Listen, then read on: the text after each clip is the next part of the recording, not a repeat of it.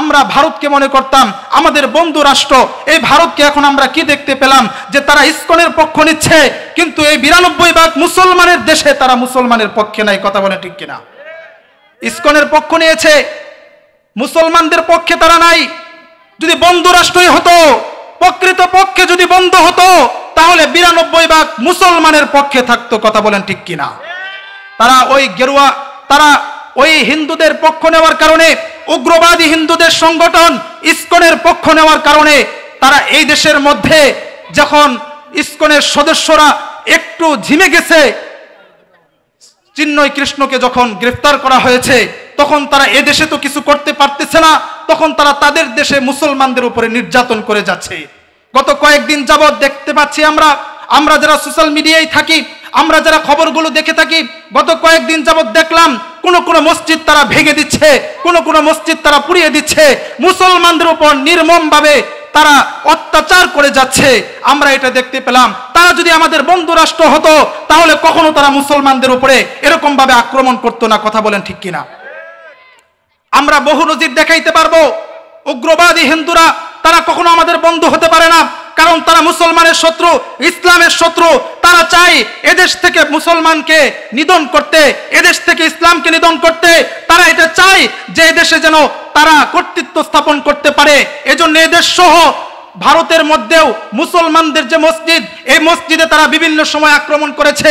এই মসজিদের মুসল্লিদের উপর আক্রমণ করেছে, মুসল্লিদেরকে আহত করেছে, রক্তাক্ত করেছে, কখনো কখনো মুসলমানদেরকে তারা শহীদ করেছে।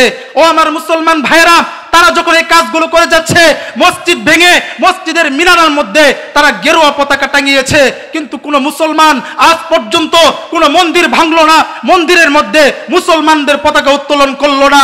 তাহলে আপনারা বলেন, তারা কি আমাদের বন্ধু রাষ্ট্র হতে পারে? আমাদের কখনো তারা প্রকৃত বন্ধু হতে পারে?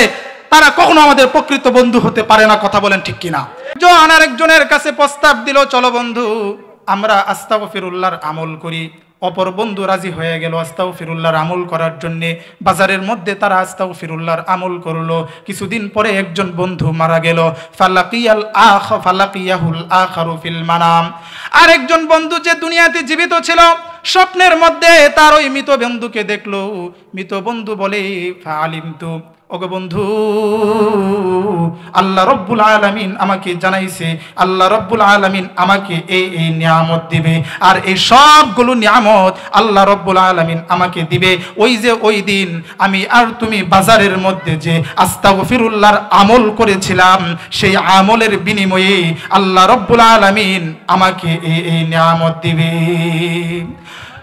এরপরে যে বন্ধুটা জীবিত ছিল, ঘুমন্ত বন্ধু, ওই বন্ধুকে জানায়া দিল, আল্লাহ রাব্বুল আলামিন তো আমাকে এই নিয়ামত দিবে। আমি তোমার সম্পর্কে আল্লাহকে জিজ্ঞেস করেছি, আল্লাহ বলেছেন তোমার ওই বন্ধু যে দুনিয়াতে জীবিত আছে, তোমার ওই মুত্তাকি বন্ধুর জন্যেও এমন এমন নিয়ামত আমি আল্লাহ রেখে দিয়েছি যা সে কখনো কল্পনা করতে পারে নাই। বলেন তাহলে মুত্তাকি বন্ধু হইলে লাভ আছে না নাই? কাফেরকে বন্ধু বানাইলে কেমন বন্ধু? অন্তরঙ্গ বন্ধু। আমি কিন্তু একবারের জন্য এটা বলি নাই যে কোনো কাফেরের সাথে কথা বলা যাবে না, তাদের সাথে বেচা কেনা করা যাবে না, এটা কিন্তু আমি একবারের জন্যও বলি নাই। তাদের সাথে কথা বলা যাবে, তাদের সাথে হাই হেলো করা যাবে, তাদের দোকান থাকলে যাওয়া যাবে, তাদের থেকে ক্রয় করা যাবে, তাদের কাছে বেচা যাবে, সব কিছুই মুআমালাত মুআশারাত জায়েজ আছে, কিন্তু তাদেরকে অন্তরঙ্গ বন্ধু হিসাবে গ্রহণ করা যাবে না। যদি অন্তরঙ্গ বন্ধু হিসাবে গ্রহণ করেন, কিয়ামতের দিন আফসোস করতে হবে। আমার ভাইরা, আরেকটা হাদিস আমি আপনাদেরকে শোনাই। আবু ইদ্রিস আল খাওলানি রাহমাতুল্লাহি আলাইহি তিনি একবার দামেস্কের জামে মসজিদের মধ্যে গেলেন। গিয়ে দেখেন আল্লাহর নবীর সাহাবী মুআজ ইবনে জাবাল রাদিয়াল্লাহু তাআলা আনহু মসজিদের মধ্যে বসা। মুআজ ইবনে জাবাল রাদিয়াল্লাহু তাআলা আনহুর কাছে গেলেন। আবু ইদ্রিস আল খাওলানি রাহমাতুল্লাহি আলাইহি মুআজ ইবনে জাবাল রাদিয়াল্লাহু তাআলা আনহুর কাছে গিয়ে বলেন, ওয়াল্লাহি ইন্নী লা উহিব্বুকা, ওগো আল্লাহর নবীর সাহাবী মুআজ ইবনে জাবাল, আমি আপনাকে অবশ্যই আল্লাহর জন্য ভালোবাসি। আল্লাহর নবীর সাহাবী মুআজ ইবনে জাবাল রাদিয়াল্লাহু তাআলা আনহু আবু ইদ্রিস খাওলানি রাহমাতুল্লাহি আলাইহি জিজ্ঞেস করে, আসলেই কি তুমি আল্লাহর জন্য আমাকে ভালোবাসোনি? এই কথাটা একবার নয়, দুইবার নয়, তিনবার জিজ্ঞেস করে আবু ইদ্রিস আল খাওলানী রহমতুল্লাহি আলাইহি তিনবারই একটাই জবাব দেয়, হ্যাঁ আমি আপনাকে আল্লাহর জন্য ভালোবাসি। এই কথাটাকে আরো সুদৃঢ় করার জন্য সে কসম খাইছে, তাকিদ ব্যবহার করে বলছে, আল্লাহর কসম, অবশ্যই অবশ্যই আমি আপনাকে ভালোবাসি। মুআজ ইবনে জাবাল যখন এই কথাটা শুনলেন, তখন আবু ইদ্রিস আল খাওলানী রহমতুল্লাহি আলাইহির হাত ধরলেন, হাত ধরে বললেন, আমার সাথে চলো। কিছু দূর যাওয়ার পরে বলে, আবশির, তুমি সুসংবাদ গ্রহণ করো। কেন তোমার জন্য সুসংবাদ? এর পিছনে কারণ হচ্ছে আল্লাহ রব্বুল আলামিন জানিয়ে দিয়েছেন যে আল্লাহ রব্বুল আলামিনের জন্য চার ব্যক্তিকে ভালোবাসা আবশ্যক। চার ব্যক্তি কে কে? ওগো আবু ইদ্রিস আল খাওলানী শুনবানি। মুআজ ইবনে জাবাল রাদিয়াল্লাহু তাআলা আনহু জিজ্ঞেস করলেন, আবু ইদ্রিস আল খাওলানী রাহমাতুল্লাহি আলাইহি বলেন, হ্যাঁ বলেন, শুনতে চাই ওই চার ব্যক্তি কে কে, যাদেরকে ভালোবাসা আল্লাহর উপরে আবশ্যক হয়ে যায়। ওই চার ব্যক্তি কে কে? তখন মুআজ ইবনে জাবাল রাদিয়াল্লাহু তাআলা আনহু বলে, ওই চার ব্যক্তির এক ব্যক্তি হচ্ছে ওয়াজাবতু মুহাব্বাতি লিল মুতাহাব্বিনা ফিয়া। ওই চার ব্যক্তির এক নাম্বার হচ্ছে ওই সমস্ত মানুষ যারা একে অপরকে ভালোবাসে আল্লাহর জন্য, তাকে ভালোবাসা আল্লাহর জন্য আবশ্যক হয়ে যায়। এক নাম্বার। দুই নাম্বার হচ্ছে আল্লাহর নবীর সাহাবী মুআজ ইবনে জাবাল রাদিয়াল্লাহু তাআলা আনহু বলেন, ওয়াজাবতু মুহাব্বাতি লিল মুতাজালিসিনা ফিয়া। ওগো আবু ইদ্রিস আল খাওলানী, শুনে রাখো, দুই নাম্বার হচ্ছে যাদেরকে ভালোবাসা আল্লাহর জন্য আবশ্যক হয়ে যায়, তারা হচ্ছে ওই সমস্ত মানুষ যারা একে অপরের সাথে বসে আল্লাহর জন্য। এরপরে মুআজ ইবনে জাবাল রাদিয়াল্লাহু তাআলা আনহু বলেন, ওগো আবু ইদ্রিস আল খাওলানী, তিন নাম্বার হচ্ছে আল্লাহ বলেছেন ওয়াজাবতু মুহাব্বাতি লিল মুতাবাজিলিনা ফিয়া। তিন নাম্বার হচ্ছে ওই সমস্ত মানুষ যারা সময় ব্যয় করে আল্লাহর জন্য। এরপরে মুআজ ইবনে জাবাল রাদিয়াল্লাহু তাআলা আনহু বলেন, ওগো আবু ইদ্রিস আল খাওলানী, চার নাম্বার হচ্ছে ওয়াজাবতু মুহাব্বাতি লিল মুতাজাওয়িরিনা ফিয়া। আল্লাহ বলছেন ওই সমস্ত মানুষ যারা একে অপরের সাথে সাক্ষাৎ করে আল্লাহর জন্য। মুআজ ইবনে জাবাল রাদিয়াল্লাহু তাআলা আনহু বলেন, এই যে চার ব্যক্তির কথা আমি বললাম, আল্লাহ রব্বুল আলামিন জানিয়েছেন এই চার ব্যক্তিকে ভালোবাসা আল্লাহর জন্য আবশ্যক হয়ে যায়। এই জন্য মুহতারাম হাজিরিন, আমরা যাদেরকে বন্ধু বানাবো দেখে শুনে বানাইতে হবে। এমন কাউকে বন্ধু বানানো যাবে না যার দ্বারা আমার ইহকালও নষ্ট হয়, আমার পরকালও নষ্ট হয়। এমন কাউকে বন্ধু বানাইতে হবে যার দ্বারা আমার ইহকালেও ফায়দা হয়, পরকালেও ফায়দা হয়। কথা বলেন ঠিক কিনা? আমার সময় একেবারে শেষ, একেবারে শেষ, 1 মিনিটও দেয় নাই। মুহতারাম হাজিরিন, বন্ধু বানাইতে হবে তাহলে কাদেরকে? দেখে শুনে বন্ধু বানাইতে হবে, যাকে বন্ধু বানাইলে আমার দুনিয়াতে লাভ হবে, পরকালে লাভ হবে। আল্লাহর রাসূল তো বলছেন, আনতা মা'a মান আহবাবতা, তুমি যাকে ভালোবাসো কিয়ামতের দিন তুমি তার সাথেই থাকবা। বা'দুহুম আউলিয়া ও বা'দ, রাসূল যে বলছেন, আল্লাহ তাআলা যে বলছেন বা'দুহুম আউলিয়া ও বা'দ, কোন কাফের, কোন মুশরিক, কোন ইহুদি, কোন নাসারা তোমার অন্তরঙ্গ বন্ধু হইতে পারে না, কারণ তারা একে অপরের বন্ধু। তুমি যদি তাদেরকে বন্ধু বানাও, অন্তরঙ্গ বন্ধু হিসাবে গ্রহণ করো, তাহলে তোমার জন্য এটা ভুল হবে, কিয়ামতের দিন আফসোস করতে হবে। আমরা দুনিয়ার মধ্যে সেটাই দেখতে পাচ্ছি। কিভাবে? আমরা ভারতকে মনে করতাম আমাদের বন্ধু রাষ্ট্র, এই ভারতকে এখন আমরা কি দেখতে পেলাম যে তারা ইসকনের পক্ষ নিচ্ছে, কিন্তু এই 92% মুসলমানের দেশে তারা মুসলমানের পক্ষে নাই। কথা বলে ঠিক কিনা? ইসকনের পক্ষ নিয়েছে, মুসলমানদের পক্ষে তারা নাই। যদি বন্ধু রাষ্ট্রই হতো, প্রকৃত পক্ষে যদি বন্ধু হতো, তাহলে 92% মুসলমানের পক্ষে থাকতো। কথা বলেন ঠিক কিনা?